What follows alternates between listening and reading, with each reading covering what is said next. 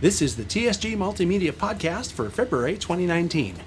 We're sponsored in part this month by Podomatic and, of course, the TSG Multimedia Train Crew on Patreon. Thanks so much. Welcome back. I'm your host, John. There were some really cool things that took place since the last time I talked to you on a podcast, so why don't we just jump right in? The first thing I did in January was to travel to Salt Lake City to meet up with Joe Fugate of Model Railroad Hobbyist to help him document Ted York's Cajon Pass HO scale layout. I've known Joe for a few years now, but hadn't met him up until this trip. He seems like a great guy, and I really enjoyed helping him out. The layout was documented for a future issue of MRH magazine, and we also made a video for Trainmasters TV that was all about the layout. The layout itself is very well known, not just in the Salt Lake City area, but the whole western region. It's been in magazines, and it's a featured layout when operating events and model conventions happen in the area. So to top it all off, Ted is a cool guy as well, so there was really a lot to like on that trip. I enjoyed myself quite a bit. When I got back home, I volunteered to run some HO scale trains at the SBHRS for a private party that was being thrown at the depot.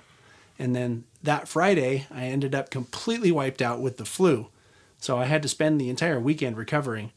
I don't get sick very often, maybe once a year or once every 2 years, but when I do, it really hits hard, and it did that time, let me tell you. The following weekend, I was a guest on Ken Patterson's weekly show. I got to talk with Ken's regular crew of Josh, Daniel, Mike, and of course Ken himself. We talked about a fair amount of stuff, and there were some funny parts as usual. I thought Mike Buddy's scale model police cars stole the show. Something tells me he's even better at modeling than I realize, and I'm hoping to get out to St. Louis sometime this year so that I can be a guest in person on the show and finally meet these guys. I really feel like I've gotten to know them from having been on the show as a recurring guest as often as I've been on. So thanks again, guys, for having me on. It was a really great time, and I appreciate it. The following day, I met up with TSG train crew member and guest celebrity Rich Murphy to record the most recent episode of Model Railroading 101, which was all about NCE and JMRI. I've mentioned this before. I always have a great time on production days with Murph. We don't just work on videos, but we also talk about all kinds of stuff and end up laughing a lot. I think Murph has a great way of explaining things, and I really appreciate his generous spirit and his willingness to share not only his knowledge of DCC and JMRI with the audience, but also things like his DCC box. If you didn't get to see the program, you need to check it out, even if it's just to see the DCC box. So thanks again, Murph. Finally, last weekend, I took my top secret model railroad fan to the Layout Design SIG and Operations meet in Petaluma. This was another fantastic event. My friends Dave and Seth are two of the organizers of the event, and they invited me when I mentioned I'd like to attend so that I could document the event to share on the channel here. The density of knowledge and experience in the room was truly staggering. I was impressed by the insights shared in the presentations, but also by the people in the audience as well. Another highlight of this day was that TSG train crew member John Dyson also came, so we got to hang out with him a bit, and I hand-delivered his train crew mug. I was talking to one of the attendees, Jeff Allen, who approached me to go on camera to talk about his experience with the layout design consultations that they conduct at this event. And I think this is worth mentioning. Jeff is a school teacher, and he has incorporated a model railroad layout into his teaching plan at the school that he teaches at. And if I remember right, he said that he teaches middle school. He uses the layout to teach some of the concepts that I've talked about over the years that make model railroading such a great hobby. You know, things like design, planning, carpentry, electronics, art, all that stuff. So while I was talking to Jeff, another guy approached us, and I figured he was also interested in talking about his experience with the layout design consultations. So I asked him, and then I looked at his name tag, which I should have done that in the first place because it was someone that I've been hearing about for years now. And it's basically someone that everyone tells me I should meet and visit his layout. His name's Jim Providenza. I think the first time I heard about him was from Jack Burgess, who talked about Jim as one of the model railroading pioneers in the area whose layout had inspired a lot of other people. Jim's name has come up at just about every other layout tour I've ever produced as someone I should go meet. So it was a long time coming. It turns out Jim also went on camera, so you'll get to see what he had to say when the video comes out. But right now I'm planning to release the video in March. And there was a lot more to the event, but I don't want to spoil all the fun by telling you everything now. Let's just say you won't want to miss the program when it does come out. It was, like I said before, really a good event. I started reviewing the video footage of our epic trip to Promontory, Utah from last year.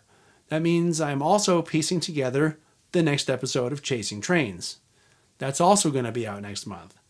It's a two-part series, so chances are we'll have the second part of that show in April. So the Patreon TSG train crew is slowly building up steam. You're invited to go take a look at the page at patreon.com/TSG Multimedia.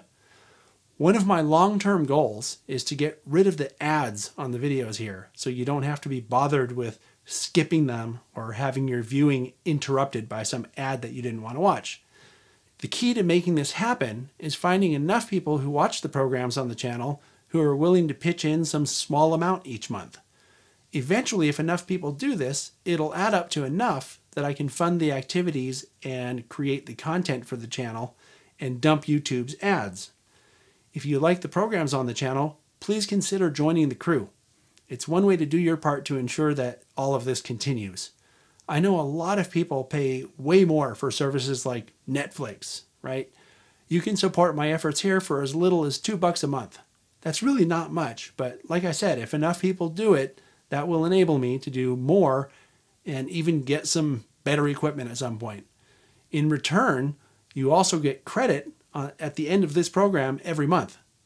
So something else, this morning on channel 2, I uploaded a video about how to fix a tripod.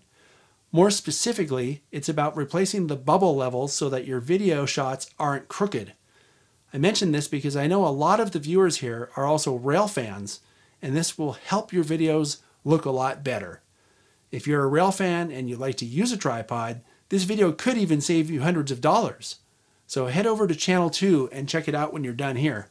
If it saves you from having to buy a new tripod, you can donate a small portion of the money you saved to TSG on Patreon. See how that works? Anyway, so let's talk about what's on tap for this month. Sorry, I'm cracking myself up here, right? So in the events arena, I'm going to help with the N-scale expansion at the SBHRS this week. I'm recording for the podcast here on Tuesday, and the work party I'm going to is on Thursday. So by the time you see this, the work party will already be over, but it hasn't happened yet as I'm recording. So I may tell you more about that next month. Depends what happens, I guess. On February 23rd and 24th, the Great Train Show is going to be in town. Now, the last time it came through, I went with Kevin Hill all the way to Richmond. So since it's much closer this time, I can't imagine we'll be skipping it. And I think Kevin said his dad's going to come too. So the last time the three of us went to a model train event, we ended up chasing trains in Niles Canyon. You got to see that episode of Chasing Trains last month. So who knows what'll happen this time. All I know is that there'll probably be a lot of laughing involved, and I'll be sure to bring my real camera this time instead of just my phone. You can bet your last donut that lots of the other activities will pop up, and you can also bet that I'll tell you about them on the next podcast. So let's talk about this month's program schedule. Got a few cool things in store. Next Saturday, so that's on the 9th, I'll be featuring the next episode of John's Models on the channel. In this one, you'll get to see how I hardwired a DCC decoder and a speaker into an N-scale -8. It was a fun install and not without some challenges, so you get to see how I solved some problems. Then on the 16th, we have the Western Railway Museum's Members Day event from last September. I talked about this when it happened, and I shared some media from it on the podcast, I think last October. Mike Ninneman was the lead organizer, and he made sure that a lot of equipment was run that day, equipment that doesn't usually get out of the barn. The program turned out really nice, so I really don't want you to miss this one. There's lots of traction action and some diesel action as well. So it's pretty cool. On the 23rd, it's part 2 of working with styrene on model railroading with Jack Burgess. In this episode, Jack talks about designing stuff on the computer, and then he uses something called a Cricut machine to perform the cuts in the sheet styrene with the kind of precision that only a machine can provide.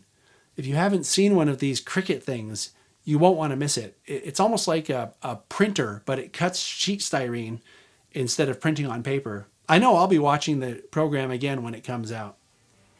Okay, so I think that's all I have for you this time. 2019 is already shaping up to be an even better year than 2018, and that's really great news. We added almost 9,000 subscribers over the past year, and we're poised to hit 25,000 subscribers this month. You are the best viewers on YouTube, and I thank you all for your continued support. I will see you next time.